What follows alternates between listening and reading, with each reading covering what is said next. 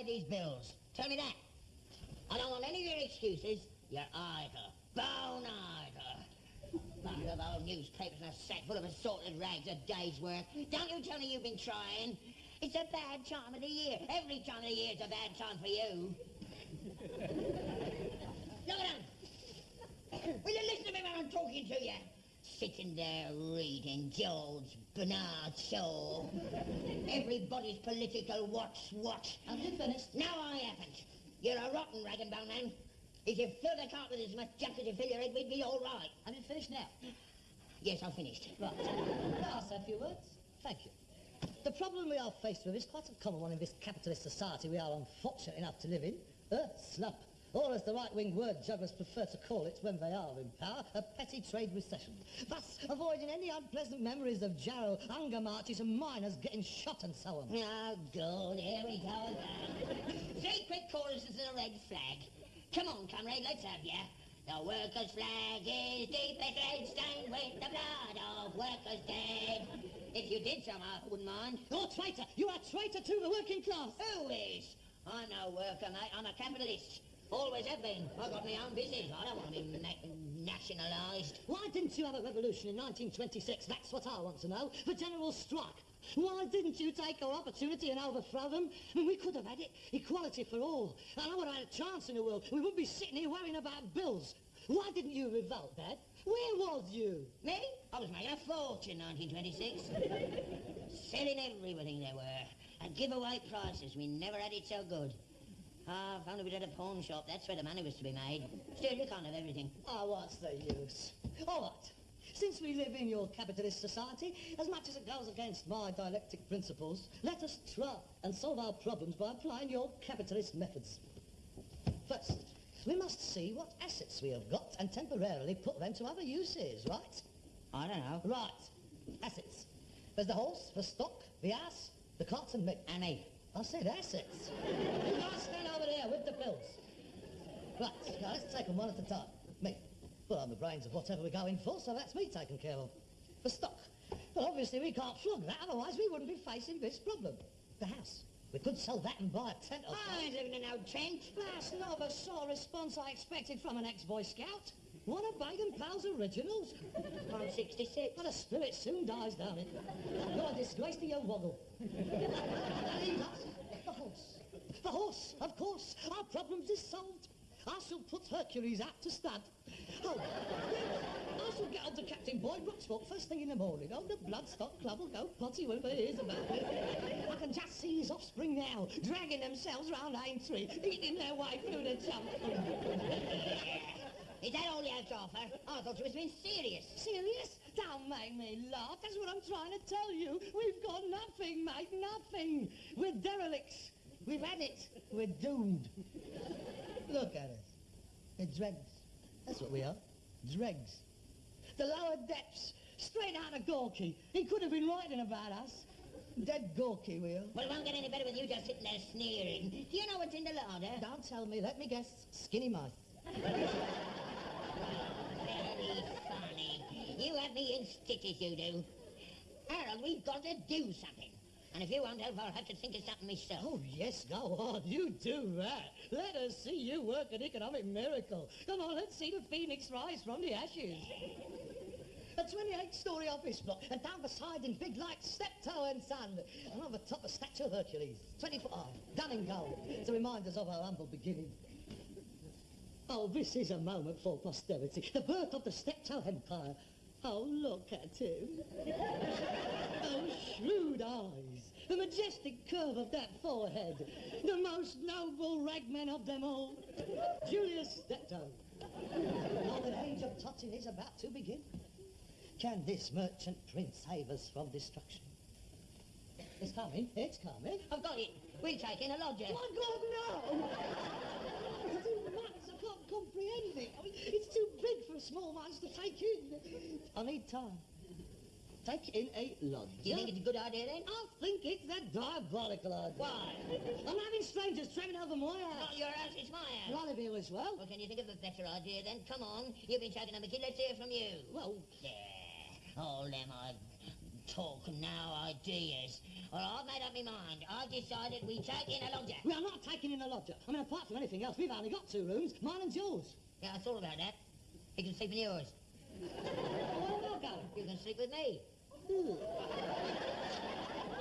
Sleep in the same bed as you. Oh, you are joking. And once those great boots come up, being in the same house is a testament to it. I want my own room. I mean, at 30, whatever I am, I'm entitled to my own room. I mean, a man wants a little bit of privacy. Why? What do you do then? I don't do nothing. What do you mean, what do I do? Well, if you don't do anything, what do you want to be on your own for? Well, because that's the way we lives in the West. I mean, I'm not tribal, Dad. I mean, if this was the South Seas, there'd be 18 families living in one long hut. But over here, a fella likes to be on his own, except if he's got a bird. Which is another reason why I want my own room. You haven't had a bird up there, have you? No. Well, one can live in hopes. I mean, there's always a first time, isn't there? And what's the point of me spending half the evening trying to lure her up there, knowing full well you're sitting up in bed picking your toenails? So, Daddy, Oh, my mind's made up. I'm putting an advert in the sweet shop window. To let. Room in fashionable Mews Cottage. Clean linen, suit professional person, £5 a week, no wogs. I might as well be frank with you, Father, seeing as you are determined to force the issue. The moment a lodger steps into this house, I step out. What do you mean? It's quite simple, I'm off. Why? That advert is a calculated insult. Oh, you mean a bit about the wogs? I can easily cut that out. No. Don't mind having a wog in here if you feel strongly about it. There's good wogs and bad wogs, same as I suppose. I was only trying Don't keep going on about wogs. It's me you are insulting, I me. never called you a wog. No, what am I playing like?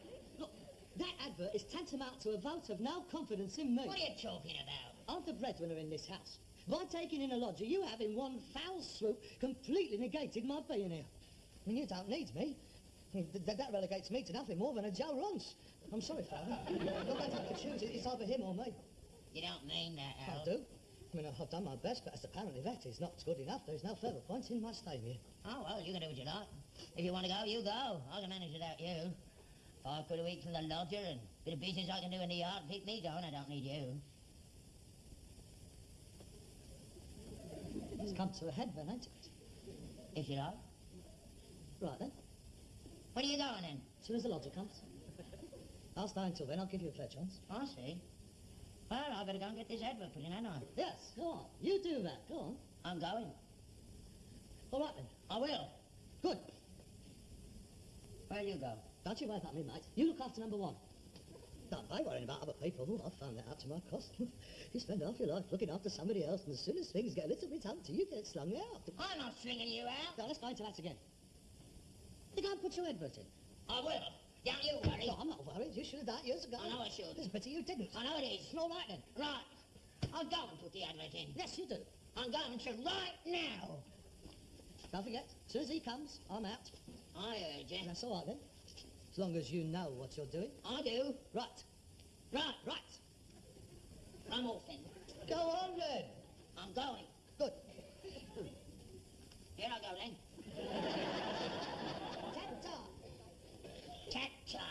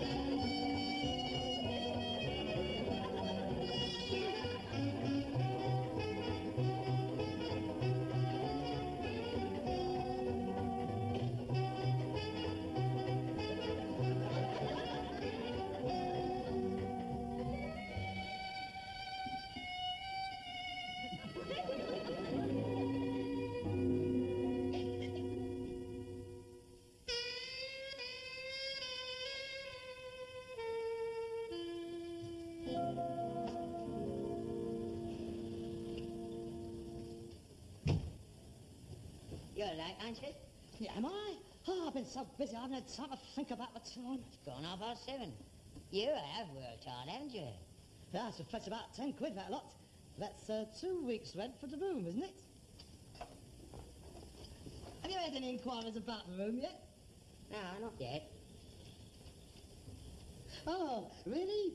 I would have thought they'd have been round like flies round a dustbin. I mean, the housing situation being what it is. Don't worry, early days yet, they'll be round. I expect it's the cold weather stopping people from coming out. Yeah, I expect that's what it is. It's a bad time of the year for room letting, I would have thought. Ah, you have done well, best day you've had in weeks. Here, this is good, isn't it? That is a real Scots kilt, that is. That is a hunting Stuart. There's the art of material in that. Now, I fought with this lot in the 1918 war. Ladies from hell, the Jerrys used to call them. I had a photo took myself in one of these. Did you ever see that photo of me in the kilt? Oh, very sexy. You're a little Andy Stewart, aren't you? I don't recommend wearing that one, though. I mean, it's got a few holes in it. You know, they make lovely curtains for the lodger's room when he comes. Aye, that's a nice chair, isn't it? Victorian. Victorian? Don't be daft. That's Regency, that is, mate. That's never Regency. Of course it is. I mean, I belong to the Prince of Wales back then. Look, he's got his feathers on him. Never. It's Victorian. And what do you know about antiques apart from being one? Now, don't you... I know me furniture, and that's Victorian. Regency. It's wormy. Well. There. That's clever, isn't it? 150 years that chair's lasted till you come along. Just full of woodworm. Well, it could have been done. You were, that's for sure. Hey, that chair's been on the cart. I've told you before about putting woodworm stuff on the cart. You know what they are when they get their teeth going? Here, get that chair burned before they march into the house. Hey, come on. Eat your cola. Go on. Straight up the stairs. Have a change of diet. Have a go at him. Go on. No, your work is next. You're mad. You're potty. I am potty. Why did I spend my life working for you? Working? That's a laugh. Last 3 days, the hardest day's work you've done in 3 years. And don't you think I don't know why you've been doing it? What do you mean? I know you. You've been trying to get around me. Trying to make me change my mind about having a lodger. All that old chat about only stopping till he comes. You made sure he didn't come, didn't you? I saw you take that advert out. I watched you. I knew you'd follow me. I can read you like a book. You have let me flog my guts out for 3 days, knowing full well there was no lodger coming. Well, you know there was one coming as well. That's beside the point. I didn't know, but you didn't know it. You've been watching me. You've been laughing at me. You're sadistic, you are. A proper little mucky sad, pouring the hot wax into the wounds. Well, that's it, mate. I've had it. I'm finished. You better go and put that advert back, mate, because you're going to need all the lodgers you can get. Harold, wait. You've done some horrible things in your time, but never nothing like this. Oh, there's something very unhealthy about you. If I was you, I would go and have psychiatric treatment, mate, before it's too late. I should imagine you've been very interested in your case. Harold, we've had rows before. Row? Row? This isn't a row, Dad. This is far worse than a row. You have robbed me of my dignity. It's something we cannot gloss over. I'm sorry, Dad. Listen, Harold. I shall leave first thing in the morning for the hostel. As soon as I have found a job and an apartment, I shall send back for my things. Oh, and good luck with your lodger. No doubt you will get on better with him than you do with your own son.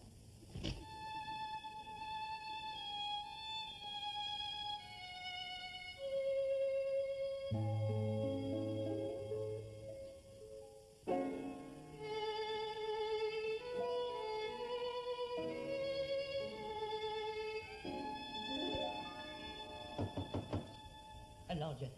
I hope this one takes it.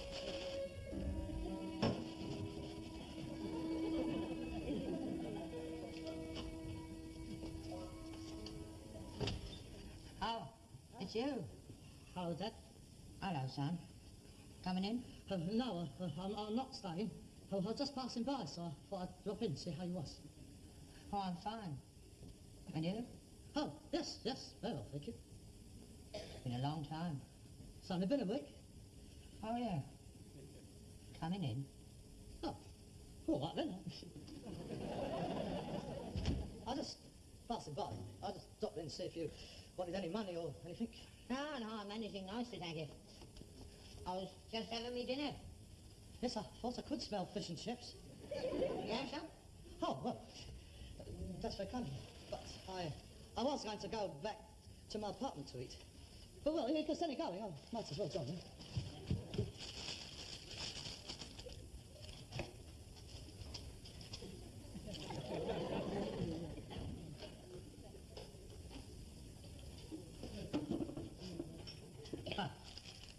How have you been making out? Oh, I couldn't be better. Got a good job then? Oh, fair, pretty fair. What are you doing? Well, I'm in advertising. Advertising? Yes, it's a very interesting job, hidden persuaders and all that, and trend setting and things. Oh, it does keep you on the go. How you been, all right? Mustn't grumble. Have you let my room yet? Oh, yeah, no trouble at all. Let the first day it was. Oh, good. How's Hercules? Fine. He misses you, I think. He keeps looking round. He bumped into 2 buses yesterday. Harold. Yes? Why don't you come back? What, me? Come back here? Yeah. Well, give up my job. Yeah, let's start again. Oh, wait a minute, Dad. Oh, my goodness. I don't think I can leave them not right in the middle of a campaign. I don't think it would be fair to them, Dad. It wouldn't be ethical. Oh, it'd get me a terribly bad name in the advertising business. Harold, please listen to me. Yeah, well, you see, I can't just decide just like that. You see, I would have to speak to CJ. He is my associate. These things do take time. You see, they are relying upon me for a new angle on this thing. So they need me. Harold, I saw you in the sandwich boards yesterday. I saw you in the sandwich boards in Orchard Street, handing out pamphlets. I saw you, Harold, advertising that Indian restaurant. You've done it again, haven't you? That's my dignity, gone for Burton again. I was on the point of coming back, but now you had to tell me you saw me, didn't you? You had to let me know.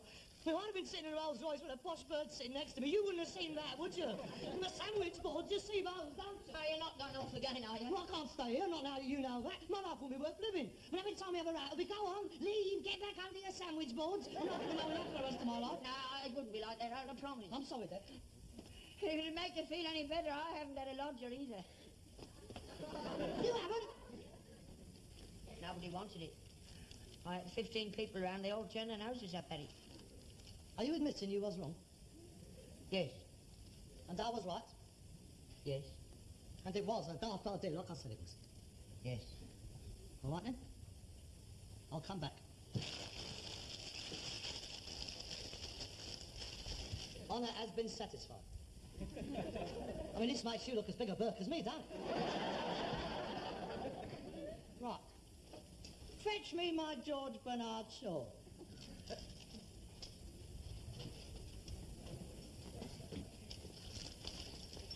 Here you are, then. I think I'll just nip down to that sweet shop in the morning and take that advert out of the window. You needn't bother. I took it out on the way over.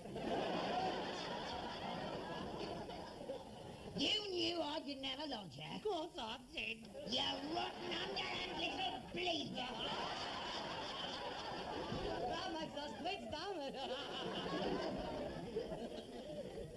You'll be back on the round in the morning. Right. What time do you want calling?